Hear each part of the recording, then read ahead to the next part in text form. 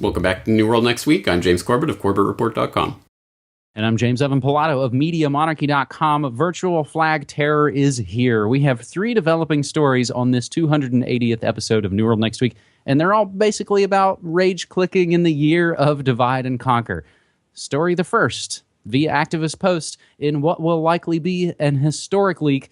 Not only George Soros, but his Open Society foundations and a number of groups supported by Soros were hacked to the tune of 2,576 files, which have already been released by DC Leaks.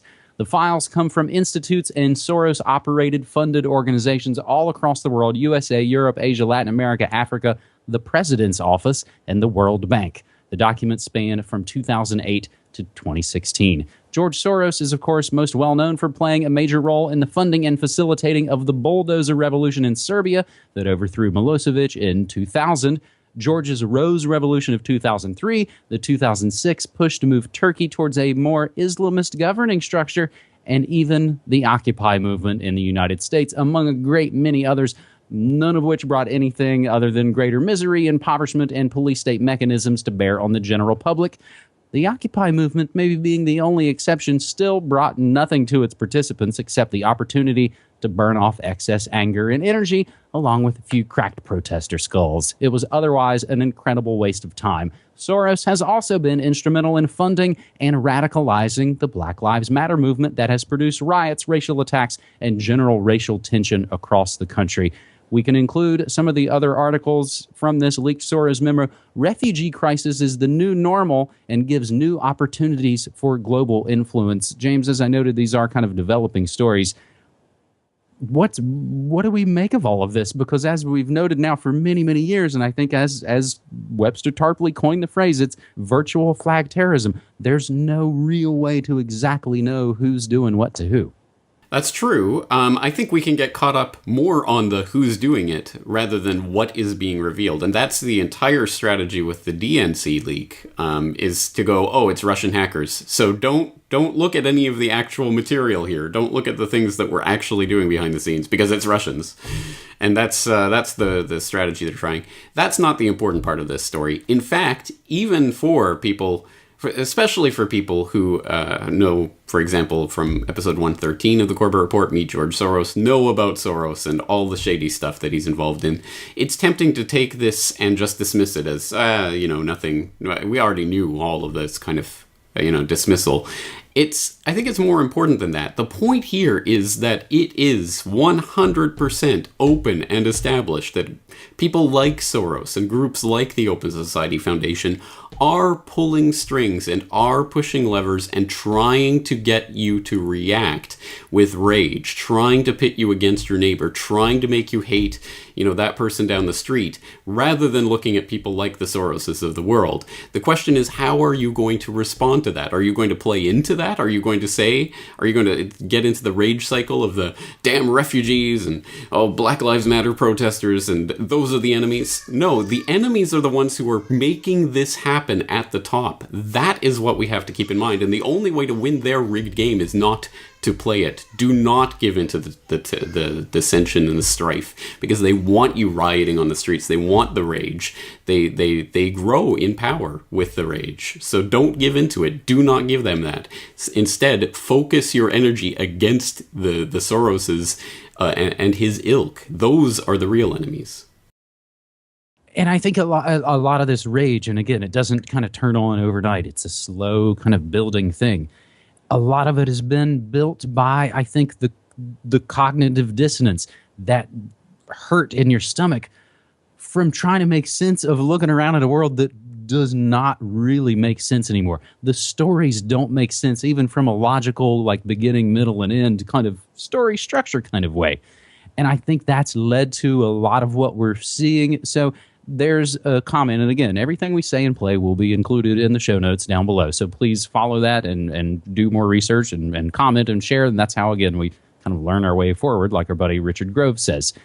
But I think where a lot of this comes from is none of it makes sense, and everything does seem so crazy. There's a comment on the activist post story about hack proofs, dissident groups, and movements funded by Forrest that kind of notes we're in the twilight zone. We're in a strange spot where Soros funds the legalization of marijuana, which is ultimately a massive peaceful movement, and then he funds violent movements as well. It's all these things that don't seem to make sense, which gets at the fundamental part, I think, James, of they fund both sides.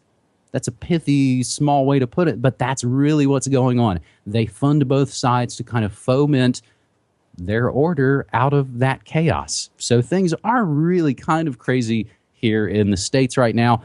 Cities quite literally on fire, and America's next top president can't stand up for falling down. So we'll include the link to your older episode as well, James, Meet George Soros, as we move to our second story this week on the hacks that never end. And we take a story from Business Insider. Shadow brokers claim NSA hack and share some high-tech hacking tools. Cybersecurity experts are searching for answers after an unidentified group claimed on Monday to have hacked into Equation Group, an elite cyber attack group associated with the NSA.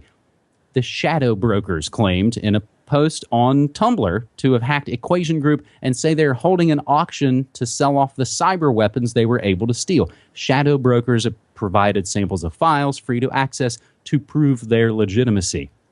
Now, Business Insider actually goes on to say, we didn't actually post any of this because it might put them in a damaging situation. So this is another ongoing, developing story where I don't really know who to trust in a lot of these situations. James, do you? There is no one to trust with a story like this because there are so many potential layers to this. I'll throw in a link to my appearance on Declare Your Independence with Ernest Hancock yesterday, where I was talking about this story and the various layers involved. But I think it's important to note that it's not that these hackers, whoever they may be, hacked into the NSA per se. It seems that they hacked into a malware staging server for the NSA. Of course, the NSA doesn't mount their malware attacks on others from their own servers. They have servers around the world that they use for those purposes. It looks like someone was hacking into this. Snowden, for whatever that's worth, is on Twitter saying that this is probably Russia, and it's probably them sending a warning to the US to say, we know whatever you were doing on this particular malware staging server, we know it because we were monitoring it. And he thinks that that's kind of a chess game about the DNC leaks and, you know, don't blame us because we have goods on you kind of thing. Again, take all of this for whatever it's worth. I mean, it's just layer upon layer of the onion, and who knows who this shadow banking or shadow broker group is, or what their real agenda is, or whether it's the NSA itself doing it to itself. I mean, I don't know. There's so many different possibilities here. But one of the good takes that I saw on this was from Dan Dix. Press for Truth had a good video about this. I'll throw that in the links as well. So don't trust anything that's coming out about this. As you say, this is virtual flag terrorism. So we don't have access to the server logs. We can't even begin to take a look at what's really going on under the hood here. So all we're getting is just the pieces that are being reported to us from on high. Take them for what they're worth.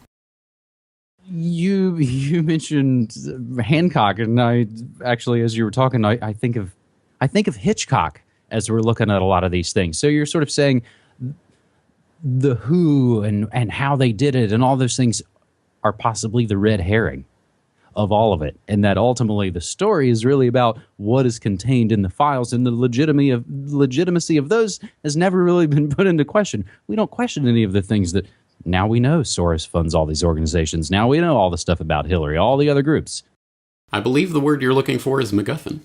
MacGuffin. I already just typed it out. It's a MacGuffin. So like the Spike Lee film Inside Man from several years ago, the MacGuffin in a way in that movie is it's all about this bank robbery, and it's a big, cool bank robbery movie. But when it ultimately turns out the whole movie is about, I think, Nazi credentials hidden away in banks, and that's that the information is the real thing, and that the jewels in the bank robbery are just the show to kind of keep everybody, including the police, including the people, and everybody distracted. Now, James, you knew that word MacGuffin. Have you done shows or talks about that? I haven't, but I am a Hitchcock fan.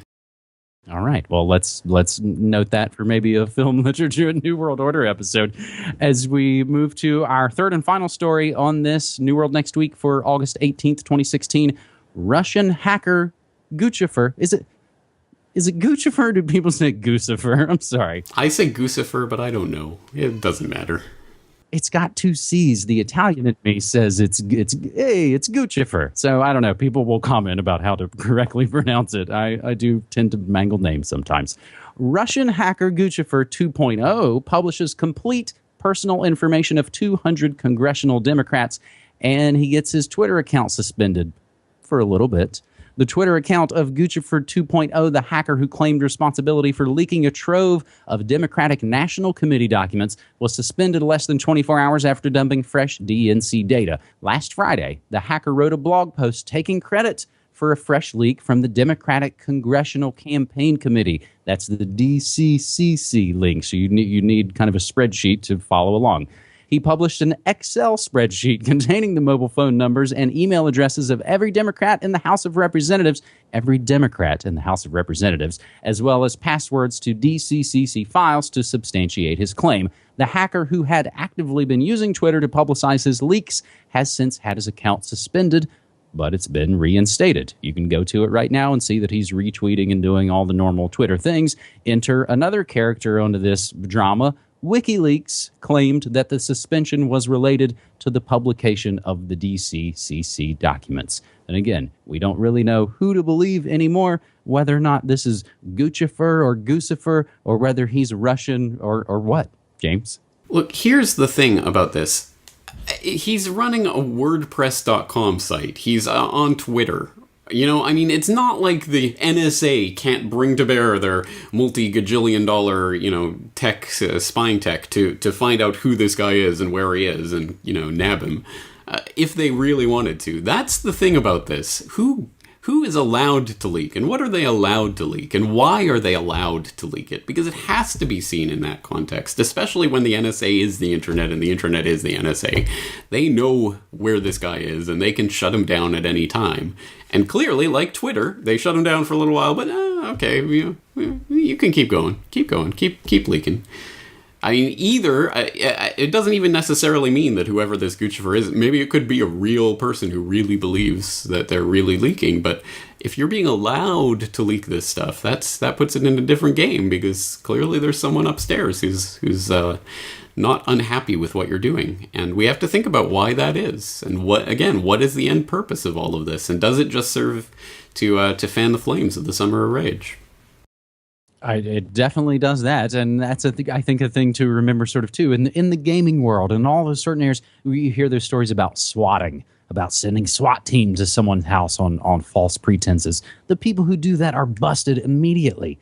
Anytime people try and do any sort of tech crime, you see nothing but those stories in all your local news. But somehow, some way, the most wanted people in the world, terrorists and hackers, are able to just willy-nilly do what they want on tools that we know, again, they created and they put back doors in. So that's the thing to think about. Again, before we go freak out and yell and scream about who's on what side, I kind of think a good one to always go back to is the capitalist conspiracy, the old G. Edward Griffin film strip that kind of gets into the strategy of tension. And it is Wall Street essentially funding both sides, whether those are the Bolsheviks or the Allies or Black Lives Matter or alt-right whatevers. James, there is a little bit of good news, I suppose. The latest episode of Good News Next Week, I had taken a couple of weeks off because we had been out of town, and honestly, not a hell of a lot of good news to go over. So this latest episode of Good News Next Week is kind of a double-sized and has probably twice the amount of stories we would typically cover. It's called Little Free Pantries on Your Sidewalk Give Shelf-Stable Help. It's sort of about the growing movement of little free libraries or community fridges in places. Also, Ireland jails banksters and Canada frees patsies on that Good News Next Week episode. James, the only other thing I will mention is not even a hashtag New World Next Week story, although you can pretty much be up to date on everything going on in the world using that hashtag. One last article, I think, that kind of points out, again, the Twilight Zone crazy world that we're in. The musical question is asked, who got us into these endless wars? And the answer from Pat Buchanan is the Council on Foreign Relations.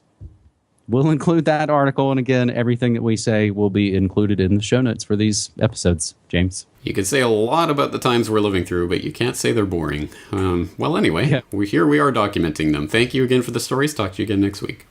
All right, man. Thanks.